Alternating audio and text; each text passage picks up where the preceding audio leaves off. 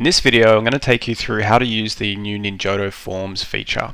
And to do that, we're going to use an example of the basic website inquiry form that you might have on your actual site. Now, you can use Ninjodo Forms for any form that you might want, such as surveys, lead capture, as we discussed, inquiry forms, or anything else that you can come up with throughout the process of your sales, your workflows, and your marketing.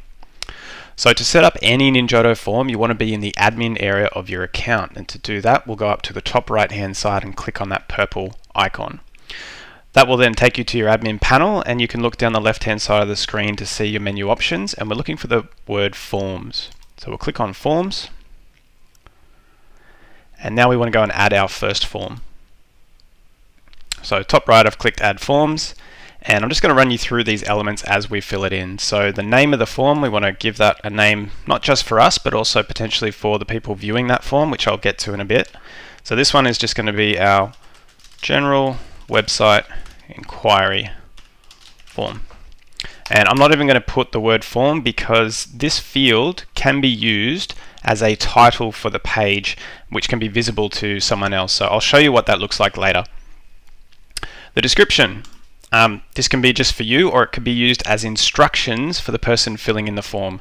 So I'm going to say, please complete the following questions so we can help you. And then just below that, there's a box that says tick to show the description below the title to people when filling out this form. Now, I'm going to use the option of yes for now. I want them to see this message, but if you didn't need to put a message there, you could just leave it unticked, and that can be a description for your own reference. I want to show this message to somebody. Below that, we have an option of actually sending this person, whoever's filling in the form, when they fill it in and they hit submit, we might want to get them a copy of what they've sent us. So it could be, in this case, it's your general website inquiry. We probably don't need to tick that one.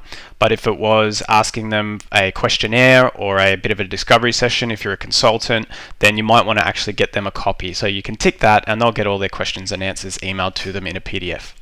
I'm going to leave it blank for now, and we'll come on to the next two boxes. So redirect to and successful completion message.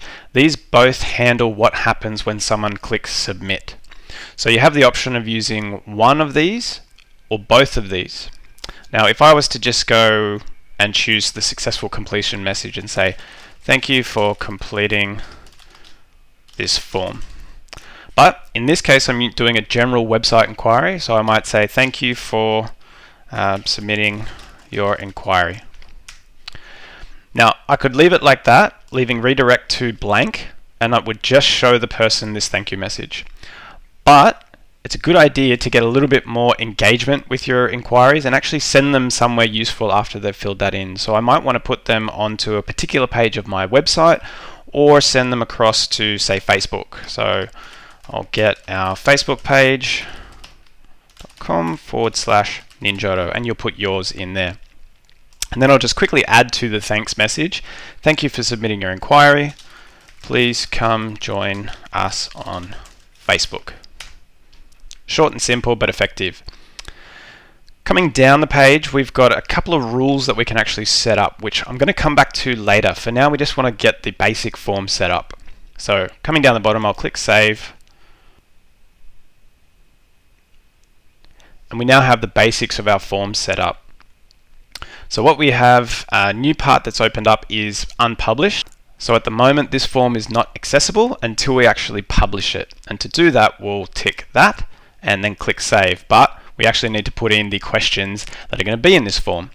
So coming down the bottom, we've got the option to add a section, and this is just a way for you to group your questions together. So what I might do is just put general inquiry. And I don't want to show this label to anyone, and you'll see what that looks like in a minute. I'm going to leave it unticked.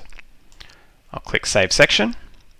And then as I hover over the section, there are a couple of icons on the right hand side which allow me to do different things, such as expand the section where I can start adding my questions. I could edit that section if I wanted to change the name. I could also move it up and down, change the order if I have multiple sections, and I can also just delete it if I don't want it anymore. So what we want to do is start adding in the questions into this form. So we've got add a question.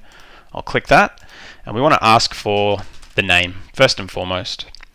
Next, we want to choose how should that person actually respond, and we're going to have a couple of different options here based on the types of questions we might put into our forms. But first, we're going to go with type your name, and I want this to be mandatory. They have to fill this field in before they can hit submit. And when you're ready, click Save Question, and there we can see we have our first question sitting in the form.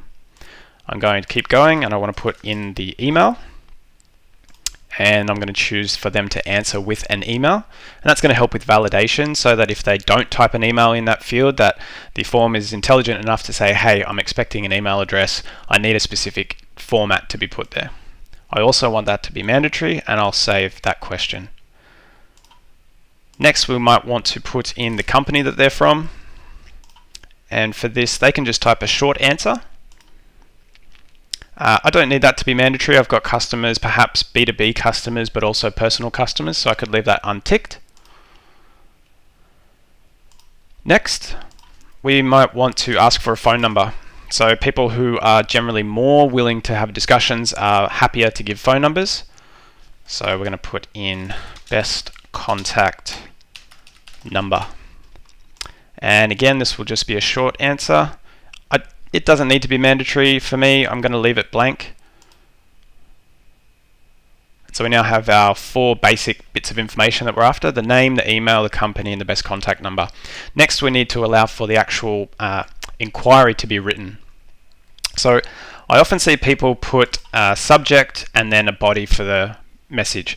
Now, you could leave people to type their own subject, or a better option is to actually come up with a few options that they can just choose from a list. You always want to minimize the number of actions and steps that someone has to take. So in this case, I'm not going to put subject, I'm going to be more descriptive to that person. What do you wish to inquire about? I'm going to make that a question mark. And what I actually want for this field is for them to be picking from a drop-down menu. So I'm going to look down my list of available answer types, and I want this one here that says choose one option list.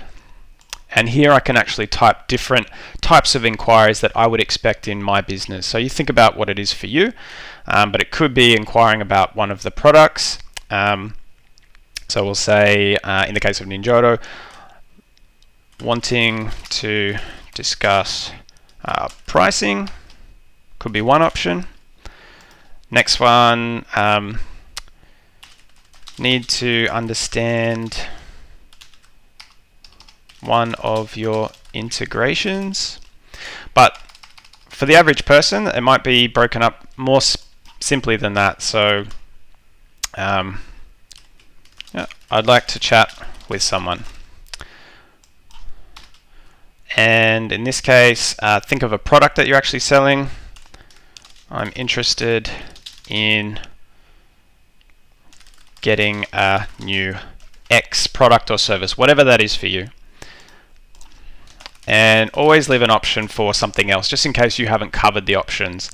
So in this case, someone can choose, I'd like to chat with someone, I'd like to be buying product X. You can put all of your products there, and then finally something else. Have a think about it, be creative, and then we'll save that question. And the last, but definitely not least, we need the actual message itself, or the inquiry. So we're looking for the option to type an answer but let it be longer, and this will give a text area to the form, which gives plenty of information space for people to write.